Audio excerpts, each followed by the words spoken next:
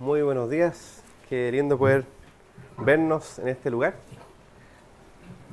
Ahí sí, muy bien. Gracias al Señor porque nos permite juntarnos en este lugar. Gracias porque lo importante en el Día del Señor es reunirse, es estar juntos como iglesia. Este no es un día cualquiera, el Día del Señor es un día creado por Él y para Él. Nos recuerda que somos de Él. Hoy día vamos a estudiar Marcos 12, del 18 al 27. Ustedes saben que hemos estado leyendo la Biblia de manera expositiva y hemos estado leyendo Marcos ya durante varios meses. De hecho, vamos a cumplir casi un año ya con el libro de Marcos. Entonces vamos a continuar en esta pregunta que hacen los saduceos respecto de un tema importante que a veces desconocemos.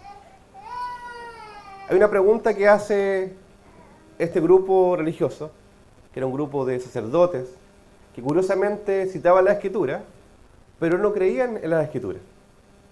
Citaban la Escritura y además citaban algunas partes de la Escritura, lamentablemente. Y además no creían ni confiaban en el poder de Dios. De hecho, una de las características de sus creencias, y la Biblia lo expresa acá muy claramente, dice: entonces vinieron a él los saduceos. O sea, estos grupos de hombres vinieron a Jesús y dice claramente Marcos, entre comas, diciendo: ellos creen que no hay resurrección. Fíjense lo que creen. Ellos creen que no hay resurrección. O sea que simplemente las personas viven una vez y después no hay resurrección de los muertos. Entonces uno se pregunta, ¿esa es una postura bíblica? ¿Es cristiana? Entonces uno dice rápidamente no, pero también debemos conocer de que hay muchas posturas que no son bíblicas y a veces las asumimos, las creemos sin necesariamente estudiar las Escrituras acerca de la muerte, de la resurrección. ¿Qué pasa si morimos? ¿Dormimos? ¿Estamos inconscientes? ¿Estamos con Él? ¿Qué pasa con nuestro cuerpo? ¿Un día será resucitado o no? ¿Qué pasa con los muertos en este momento? ¿Podemos tener conexión con ellos o no? La Biblia es muy clara respecto de que no hay posibilidad de conexión con los muertos. Podemos estudiar en profundidad estos pasajes, pero esta enseñanza, pero voy a referirme simplemente ahora a lo que hablan los saduceos. Los saduceos dicen que no hay resurrección de muertos. Y de hecho le preguntan a Jesús, pero no es una pregunta indagatoria, no es una pregunta para querer saber.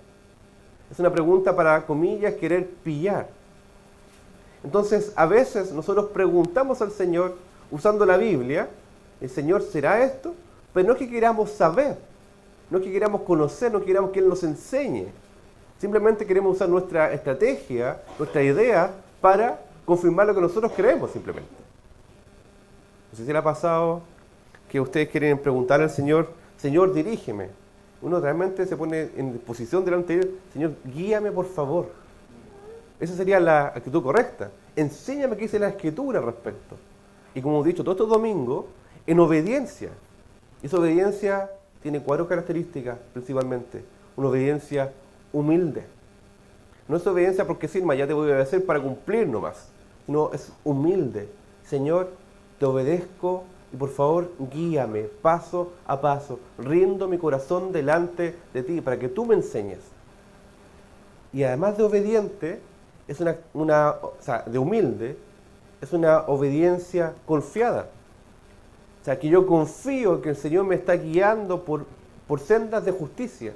Que yo confío que el Señor me guía a verdes pastos. Que yo confío que la voluntad de Dios, la buena voluntad de Dios es agradable y es perfecta. Y no solamente eso, es humildad, es en obediencia, humilde, confiada, también es esperanzada. O sea, es que yo sé que mi Redentor vive. Es que yo sé en quién he creído. Que yo sé en quién confío. Y por tanto, es una obediencia alegre. No ya voy a obedecer nomás. Obediencia alegre. Porque el Señor nos guía para vivir su voluntad con deleite, con alegría. No con un rostro, ni una cara, ni un corazón amargado. Sino que la voluntad del Señor siempre es buena. Y esa buena voluntad es agradable y perfecta, por tanto nos guía a adoración y alegría. Pero había un problema. Estos sacerdotes, estos líderes religiosos, no creían en la resurrección. De hecho, cuando le preguntan a Jesús, no es una pregunta para saber, como lo dije antes, es para ridiculizar. De hecho, es muy probable que la historia que cuentan acá es exagerada y probablemente era una invención de ellos para ridiculizar aún más la creencia respecto de la resurrección de los muertos. Dicen, maestro. Le dicen maestro, pero no lo viven conforme a su ley. Entonces, es solamente una hipocresía. Moisés nos escribió. Se están citando ahí una parte de la Escritura, que está en Deuteronomio, que habla acerca del matrimonio. Lo siguiente dice, que si el hermano de alguno muriere y dejare esposa, pero no dejare hijos, que su hermano se case con ella y levante descendencia a su hermano. Y efectivamente, Moisés había escrito esto en la ley. Entonces la pregunta que viene acá, que no es para conocer del Señor, es para ridiculizar lo que estaba enseñando, dice lo siguiente, hubo 7 hermanos. Es casi como una parábola que ellos ponen. El primero tomó esposa y murió sin dejar descendencia. Y el segundo se casó con ella y murió. Y tampoco dejó descendencia. ¿Qué pasó después? Y hubo un tercero. Y el tercero de la misma manera. Y así los 7. ¿Ustedes creen que esta es una historia verdadera? Estaban exagerando, haciendo una especie de una ridícula parábola para ridiculizar la enseñanza de la resurrección de los muertos. Y no dejaron descendiente. Y después de todo, murió también la mujer. O sea, una historia ya... Y le preguntan, en la resurrección, o sea, si existiera esa verdad que tú dices, que los muertos van a resucitar, pues, cuando resuciten, ¿de cuál de ellos será mujer? Ya que los 7 la tuvieron por mujer. O sea, hacen una pregunta respecto no del matrimonio, hacen una pregunta respecto de la resurrección de los muertos. Querían saber qué pasa con eso. Entonces respondió Jesús y les dijo, fíjense lo que responde Jesús. Ustedes le hacen una pregunta y esa pregunta le está afirmando que parten por un supuesto que es incorrecto, que es falso, que es engañoso. Les dice, ¿no erráis por esto? O sea, en otras palabras dice, ustedes están errados, están equivocados, están confundidos por esta precisa razón, porque ignoras las Escrituras y el poder de Dios. Es importante conocer las Escrituras, ¿cierto? O sea, es muy importante, la doctrina es muy importante. Y no una doctrina fría. La doctrina es para la adoración, la doctrina es para la comunión, la doctrina es para la misión, para el evangelismo, la doctrina es para adoración a Dios. Entonces, hay quienes dicen que la letra mata. Quienes dicen que no estudie mucho la Biblia, se puede confundir. ¿Qué es eso? Si dice la palabra, lámpara es a mis pies tu palabra y lumbrera a mi camino. O sea, ¿cómo la Biblia va a confundir? La Biblia va a guiarnos, va a iluminar nuestro caminar, nuestro corazón. Por eso que la palabra misma nos enseña que debemos escudriñar las Escrituras, porque ahí conocemos al Señor, fuente de vida, fuente de verdad. La luz del Evangelio está en su palabra. Pero el gran problema es que ellos primero ignoraban las Escrituras y estaban citándolas. O sea, citaban la Escritura a su antojo. O sea, buscaban lo que querían para creer lo que ellos querían, simplemente. ¿Han escuchado personas que citan un pasaje para afirmar su postura simplemente? Dicen, oye, pero ¿no dice esto la Biblia? Y dicen, pero en realidad tenéis que ver todo el contexto de la Escritura. Toda la Escritura es inspirada por Dios. Y la Biblia es clara. Sí, es verdad, hay pasajes que son mucho más complejos que otros, pero la Biblia es clara. Y tenemos el Espíritu Santo para conocer la verdad. Y tenemos su iglesia para acompañarnos unos a otros a escuchar la palabra. Pero había dos problemas. Uno, que ignoraba las Escrituras. No la conocían, no la estudiaban, no la leían. Y no la leían con el corazón correcto. Porque partían de la base de no creían en el poder de Dios. O sea, ¿puede alguien sacar provecho de la palabra si la lee por partes? La que me gusta, la que yo creo, la que me parece. Y además decir, no, en realidad lo que dice ahí no lo creo. No me sirve. No me rindo a ello. Pero el Señor dice, no. Lean las Escrituras, escudriñen la Escritura, porque ahí encontrarán palabras de vida eterna. Y por tanto, confíen en el poder de Dios, que aún sigue obrando a través de su Espíritu Santo. O sea, palabra y el poder del Espíritu Santo. Porque no es el poder de una energía, no es el poder de una fuerza, como muchos creen. Ayer leía justo un estudio que en Chile la gente cada vez cree menos en el Dios cristiano. Cada vez menos. Y de hecho, cuando hablan acerca de Dios, dicen, sí, Dios es una fuerza, una energía, al más puro estilo pachamámico, nueva era, en que la fuerza te acompañe. Y gente incluso, en vez de decir Dios te bendiga, que la fuerza te acompañe, dice, ¿qué es eso? No, yo creo en una fuerza superior, un ser superior, pero impersonal. El Dios del Evangelio es un Dios personal, es poderoso, es potente, sí, es inmenso, es majestuoso, pero es cercano a la vez. Es lleno de gracia, lleno de verdad, lleno de amor, que cuida de nosotros de manera personal. No es una fuerza nomás. El otro día tuve una conversación con unos profesionales del área de la educación y hablaban acerca de sus creencias respecto de Dios. Me decían, no, yo creo que todo va a salir bien porque hay una fuerza superior que hace que todo se conjugue y todo tiene un propósito en la vida. O sea, es verdad, hay un propósito en la vida, es verdad que todo obra para bien para los hijos de Dios, conforme a su voluntad, pero no es verdad que hay una fuerza activa simplemente como si fuera un poder cósmico. El Señor es un Dios cercano, que se acerca a su creación y la acompaña. Dios no está ahí solamente en el cielo, Dios cuida de cada uno de nosotros y cuida de ti. ¿Dónde estás en la vida? ¿Dónde está en tu corazón? Él cuida de ti, sabe precisamente lo que estás viviendo, sintiendo, pensando. Él sabe la palabra de tu corazón, aún antes que salga. Él sabe tu sentarte y tu levantarte. Voy a leer un pasaje que ustedes lo conocen, que habla acerca de esto, del Dios del Evangelio, que es nuestro Dios. ¿Cómo es Él? Salmo 139 dice, oh Jehová, tú me has examinado y conocido. Un Dios que examina y conoce. ¿Una fuerza puede hacer eso? ¿Una energía superior puede hacer eso? No. Tú has conocido mi sentarme y mi levantarme. Él sabe cómo estuvo tu semana, en qué pensaste, en qué sentiste, qué es lo que hiciste. Has entendido desde lejos mis pensamientos, has escudriñado mi andar y mi reposo, y todos mis caminos te son conocidos.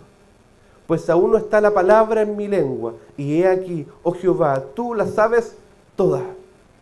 Detrás y delante me rodeaste, y sobre mí pusiste tu mano. Tal conocimiento es demasiado maravilloso para mí. Alto es, no lo puedo comprender. Voy a seguir porque el texto es maravilloso. Dice, ¿a dónde me iré? Tu espíritu. ¿Y a dónde huiré de tu energía? ¿Dice eso? De tu presencia. Si tuviera a los cielos, allí estás tú. Y si en el Seol hiciera mi estrado, he aquí, allí tú estás. Si tomare las alas del alba y habitar en el extremo del mar, aún allí me guiará tu mano.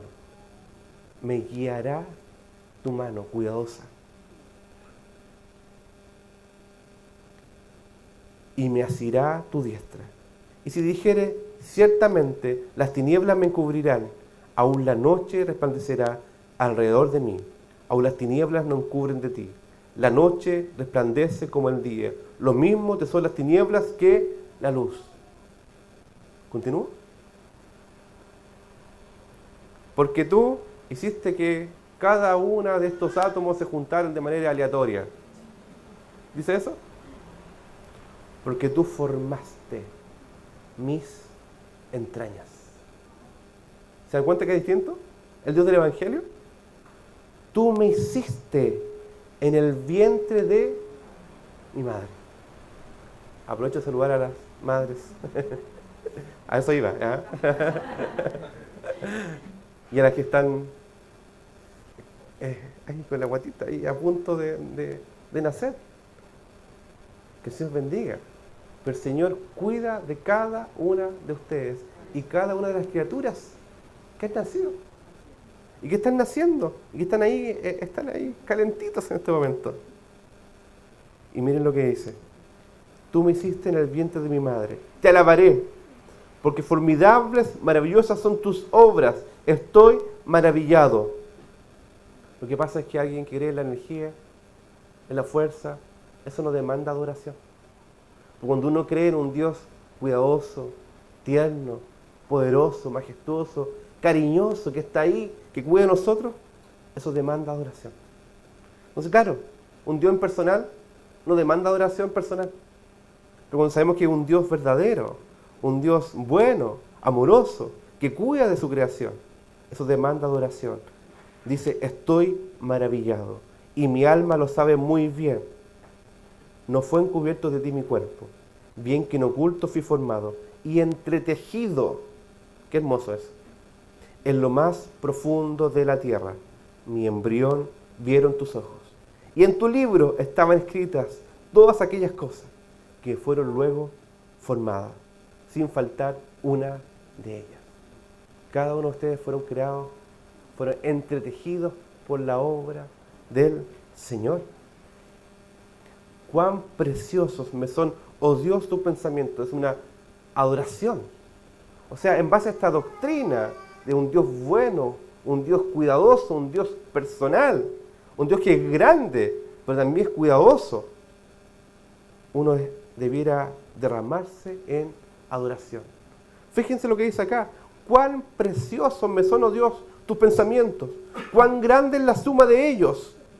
Si los enumero, se multiplican más que la arena. Despierto y aún estoy contigo. ¡Wow! ¿Lleva esto a adoración o no?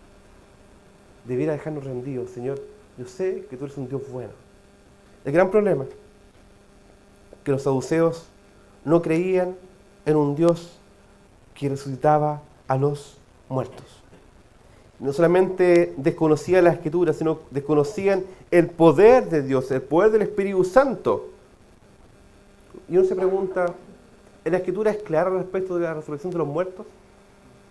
Si usted ve la Escritura Antiguo y Nuevo Testamento, ¿habla acerca de esto? Pero por supuesto. De hecho, Jesús mismo cita un pasaje acá, del Antiguo Testamento.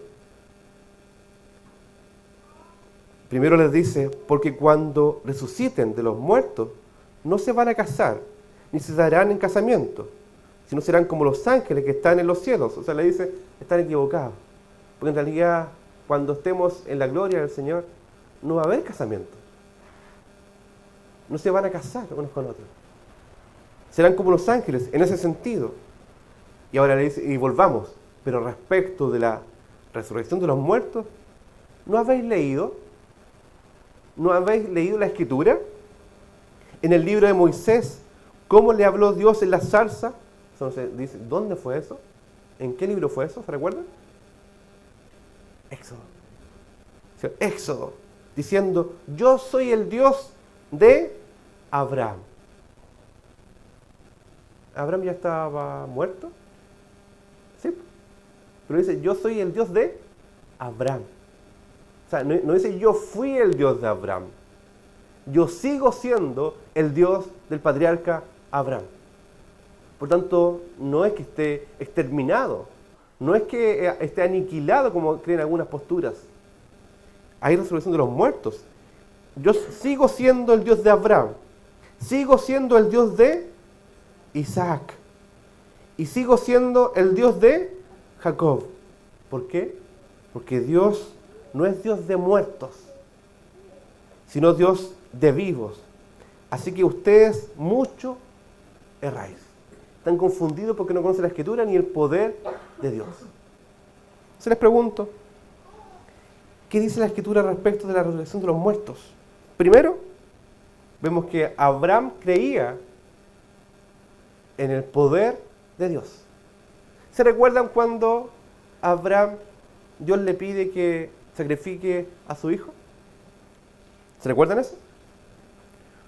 El Señor lo lleva a la obediencia, pero Abraham tenía una fe tan grande que consideraba que el Señor podía incluso resucitarlo de los muertos.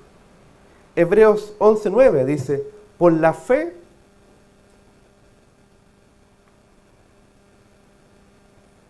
habitó como extranjero en la tierra ajena, morando en tierras con Isaac y Jacob, coherederos de la promesa. Entonces uno dice, Abraham tenía fe, sí tenía fe. Pero ¿qué dice después al respecto de los muertos? Déjeme buscarlo, que se me perdió en esta Biblia.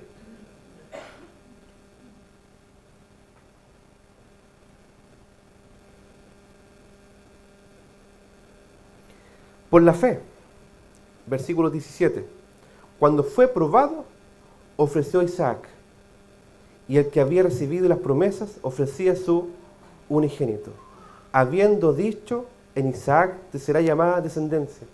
O sea, ¿qué pasó? Dios le pidió a su hijo, su único hijo, y además le había prometido que iba a tener descendencia de él. Entonces le dice, ofrécelo. Pero él pensaba que Dios es poderoso para levantar aún de entre los muertos, de donde en sentido figurado también le volvió a recibir. ¿Qué creía entonces Abraham? Creía que Dios podía resucitar a su hijo de los muertos. Ya estaba ahí. Recuerda incluso Job, yo sé que mi Redentor vive. ¿Cierto? Y además dice que aunque mi carne sea deshecha, yo sé que Él me va a levantar. ¿Eso no es creencia en la resurrección de los muertos? Efectivamente. Y Jesús, de hecho, Él mismo, lo hemos visto en Marcos, que Él empezó a enseñar a los discípulos que Él habría de morir. ¿Te recuerdas? Y que iba a ser entregado, que iba a sufrir, iba a ser desechado, pero que al tercer día iba a resucitar. Entonces, el gran problema de los saduceos, ¿cuál era? Desconocer la Escritura, pero además estar con un corazón duro de no creer en el poder de Dios. ¿Y saben qué? Te leen Génesis, Eclesiastés, hay muchos pasajes al respecto que podemos señalar. Dice que cuando el hombre muere, cuando el Señor lo llame a su presencia, algo va a pasar con nuestro cuerpo. El polvo vuelve a la tierra, pero el alma vuelve a Dios que lo dio. ¡Wow! Entonces, nuestra carne va a ser llevada a la tierra, pero nuestra alma vuelve al Señor que la dio. Y ahí usted podrá decir, entonces sí, yo he escuchado eso, súper bien. Entonces eso quiere decir que vamos a estar durmiendo, de que voy a estar en un estado de inconsciencia. ¿Le digo algo? El dormir es una forma de decir de que el cuerpo está ahí. De hecho, cuando alguien muere, no sé si han podido acompañar a alguien en el lecho, uno ve, oye, esta persona está ahí, pero parece que estuviera durmiendo. Es una forma de decir. Pero ¿qué pasa con el alma? El alma no está durmiendo. De hecho, Pablo dice, si estoy en el cuerpo o si me voy con él, esto es muchísimo mejor. Entonces, esa palabra de dormir se refiere precisamente al cuerpo. Pero nuestra alma está en la presencia del Señor. ¿Se recuerdan cuando Jesús dijo, hoy estarás conmigo en el paraíso? Pero sí, es importante saber de que ese cuerpo un día también va a resucitar. Tendremos cuerpos nuevos, cuerpos no voy a decir tonificados, ¿ya? Dice cuerpos glorificados. Cuerpos glorificados por Él y para Él, con otras propiedades. ¿Cómo va a ser? Pucha, realmente no tengo tan claro cómo va a ser, pero la Biblia nos da ciertas luces respecto de cómo va a ser. ¿Se recuerda cuando Jesús resucitó? Y se acercó a sus discípulos y comió y traspasó un lugar. En realidad me dice, wow, esto es maravilloso. Es que me cuesta creerlo. Pucha, qué bueno. Pide ayuda al Espíritu Santo que te ayude a creer esto. Porque la Biblia lo dice, lo enseña así. Y habla del poder de Dios. ¿Cómo va a ser exactamente? No sé exactamente. Pero la Biblia sí nos da ciertas luces respecto de cómo va a ser. Y va a ser maravilloso. Entonces, si tú has creído en el Señor Jesús, te digo algo, un día vas a resucitar con cuerpos glorificados. Cuerpos glorificados, distintos. Porque cuando estemos con Él ya no habrá más muerte. No habrá más dolor. No habrá más tristeza incluso. No habrá pesar. Va a haber una gloria eterna. Ya no va a haber más achaques. Quizás dolor de cabeza, de guatita, la pierna, la espalda. No va a ser así. Levante la mano los achacosos. Voy a poder respirar bien, me imagino. El Señor nos va a dar cuerpos glorificados. ¿Saben por qué? Porque Él va a restaurar todas las cosas. Todas las cosas van a ser restauradas en Él. Como decía nuestra hermana Jimena adelante, que sale en el libro de Efesios. Él va a restaurar todas las cosas en Cristo. Ya no va a haber más pecado. Porque Él venció el pecado. Venció al diablo. Venció las tinieblas. Y venció la muerte. Qué maravillosa promesa tenemos en Jesús. Si tú eres hijo de Dios, sí, vas a morir. Tu cuerpo va a dormir. Pero ¿saben qué? Hay una esperanza eterna. Que estaremos con Él, cara a cara. Y tu cuerpo va a ser glorificado. Y estaremos con Él, disfrutando de la gloria venidera. Y va a ser perfecto. ¿Recuerdan cómo fue el paraíso? Adán y Eva, ¿cómo estaban ahí? Sí, va a ser aún más glorioso. ¿Se recuerdan cómo estaban entre ellos? Al principio no había pelea, al principio no había distancia, de hecho no había muerte, no había enfermedad. Disfrutaban de una relación perfecta con Dios y entre ellos mismos. Y por causa del pecado, entró la muerte. Pero el Señor vino para destruir las obras del pecado y para darnos vida juntamente con Él. ¿Y qué pasa ahora? ¿Tenemos vida? ¿Vida eterna? Sí. Y les pregunto, ¿Dios nos ofrece sanidad? Sí, nos ofrece sanidad. ¿Y qué pasa entonces? Que yo oré por una persona y no se sanó. Y le pregunto, ¿esa persona era hija de Dios? Sí. Entonces está sanita. Se fue y va a estar sanita con el Señor. Un día recibirá un cuerpo nuevo, glorificado, y va a disfrutar de esa sanidad poderosa. Porque realmente por su llaga fuimos sanados. Y Dios nos ofrece sanidad hoy también. También. No siempre. ¿Saben por qué? Porque Él quiere demostrarnos que cuando hay enfermedad, nos quiere mostrar una gloria mejor. ¿Sabes qué? Estoy súper achacoso, pero tengo una esperanza. Que mi vida es Cristo. Estoy muy enfermo, pero tengo una esperanza. Que mi sanidad y mi salud es Cristo. ¿Quién ha estado enfermo aquí último tiempo? De verdad quiero saber. Escucha, varios. Ay, qué tan tímido así como que. El Señor en tiempo de enfermedad nos quiere demostrar de que dependemos de Él. Que estamos completos en Él. Y hay una esperanza perfecta y gloriosa. que a pesar de que esto es maravilloso, de hecho vemos la creación, es maravilloso, pero un día será perfectamente glorioso, porque restaurará todas las cosas. Entonces, ¿cuál es el problema de los saduceos? Que ignoraban la Escritura. De hecho, si tiene dudas respecto de qué pasa con nuestra vida, nuestro cuerpo, acérquese a preguntar, podemos enseñarle y queremos enseñarle también. Y un día podemos hacer una serie respecto a eso también, sería muy bueno. Porque tantas ideas dando vuelta, en gente incluso creyente. Voy a nombrar una, que no es para ridiculizar, sino para que usted pueda decir, ay, ¿qué dice la Escritura? Cuando la gente dice, no, yo sé que mi abuelito, que está en el cielo, él cuida de mí, y él se acerca a mí, me guía, dice, ¿sabes qué? Lamentablemente eso no es así. Dice, pero es que eso es muy, muy poco misericordioso. ¿Sabes qué? El Señor te dice, hay uno que quiere cuidar de ti. Y solamente uno que puede cuidar perfectamente de ti. Y verdaderamente dice, Cristo el Señor. Y si tú entregas tu vida a Él, Él va a cuidar cada uno de tus pasos.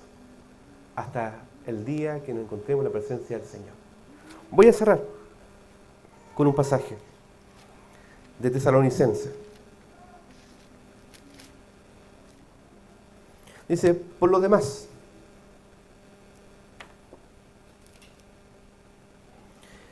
dice, Primera de Tesalonicenses, capítulo 4, versículo 13, dice lo siguiente, tampoco queremos, hermanos, le hablo a los hermanos, le hablo a ustedes, no quiero que ignoren, ¿me escuchan?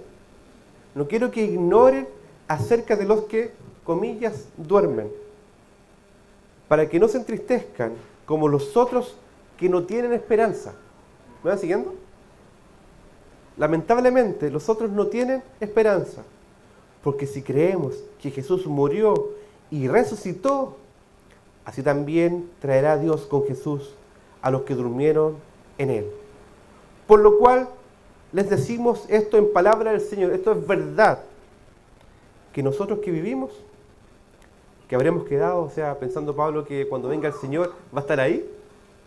Si viene hoy el Señor, en este momento, en el Día de la Madre, si viene el Señor hoy, ¿sabe lo que pasaría con nosotros?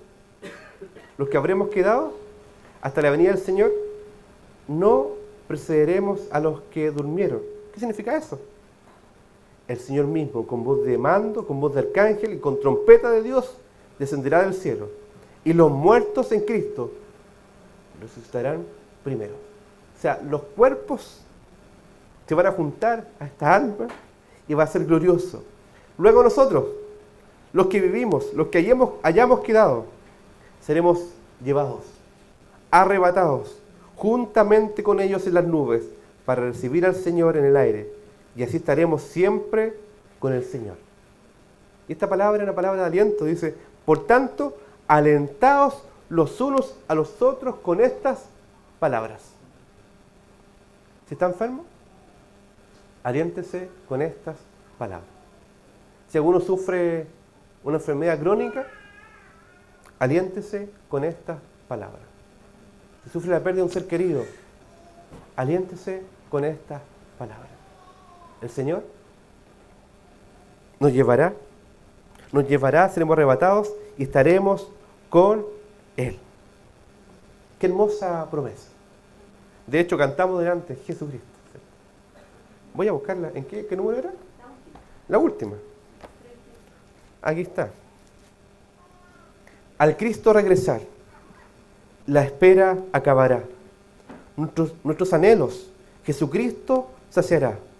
Jesús gobernará y todo nuevo hará. Las lágrimas en alabanzas cambiará.